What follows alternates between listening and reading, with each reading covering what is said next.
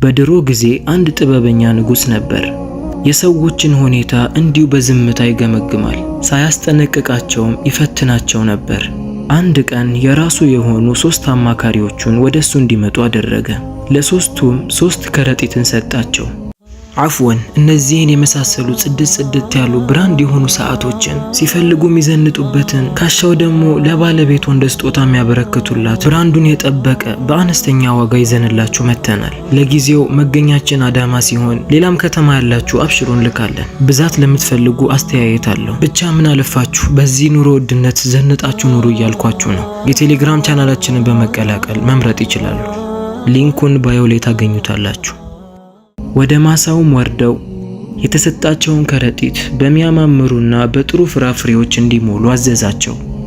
ከሌላ ሰው እርዳታንም እንዳይጠይቁ አዘዛቸው። 3ቱ አማካሪዎች ንጉሱ ያዘዛቸውን ነገር ግራ ቢያጋባቸውም የንጉሱን ትዕዛዝ ለመፈጸም ወደ ማሳው ወረዱ። የመጀመሪያው አማካሪ ምናልባት ንጉሱ ለራሱ ይሆናል የፈለገው አለና ማሳ ውስጥ ዞር እያለ አሪፍና ለመበላት ምቹ የሆኑ ፍራፍሬዎችን መልቀም ጀመረ። በሚያማምሩ ፍራፍሬዎችም የተሰጠውን ከረጢት ሞላው።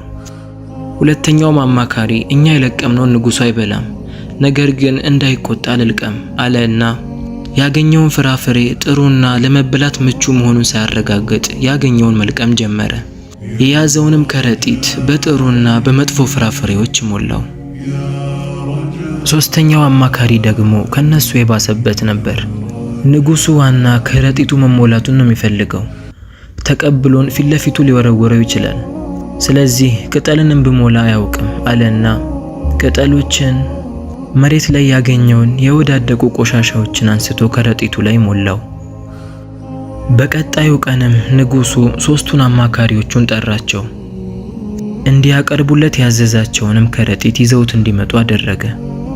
ከመጡም በኋላ የያዙትን ከረጢት ከፍቶ ሳይመለከት ወታደሮችን ጠርቶ 3ቱም እንዲታሰሩ አድርጉ፣ ለ15 ቀን ከእስር ቤት እንዳይወጡ፣ ምግብም እንዳይቀርብላቸው፣ ምክንያቱም የሚበቃቸውን ያህል ማሳ ወርደው ለራሳቸው ለቅመዋል ብሎ ተናገረ።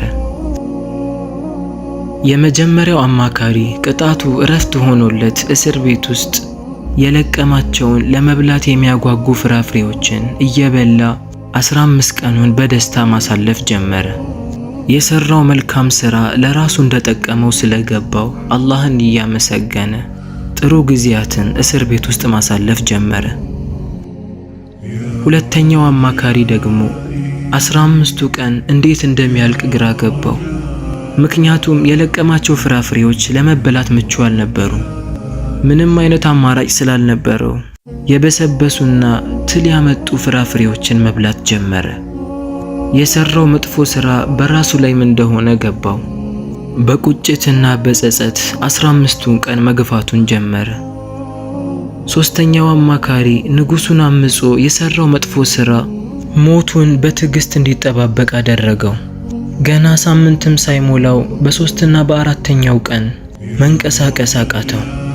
ሚበላውንም አጥቶ ቅጠሉን እንደታቀፈ በሳምንቱ ተሰቃይቶ ሞተ። የ3ቱ አማካሪዎች ታሪክ የኛን ህይወት ይዳስሳል። የሰው ልጅ የዘራውን ነው የሚያጭደው የሚባለው ለዚህ ነው። መልካምን ከሰራን በዱንያም በአኺራ ላይ ምናጭደው ጥሩ ምርትን ነው። መጥፎንም ከሰራን ልክ እንደዛው። ለዚህም ነው አላህ ሱብሓነሁ ወተዓላ በተከበረው ቃሉ ላይ والبلد الطيب يخرج نباته بإذن ربه والذي خبث لا يخرج إلا نكدا الآية ጥሩ የሆነ መሬት በአላህ ፍቃድ ጥሩ ምርትን ነው የሚሰጠው፣ መጥፎ የሆነው ደግሞ መጥፎን እንጂ ሌላን አይሰጥም ብሎ አላህ ሱብሓነሁ ወተዓላ ተናግሯል። አላህ ሱብሓነሁ ወተዓላ በሰማነው የምንጠቀም ያድርገን።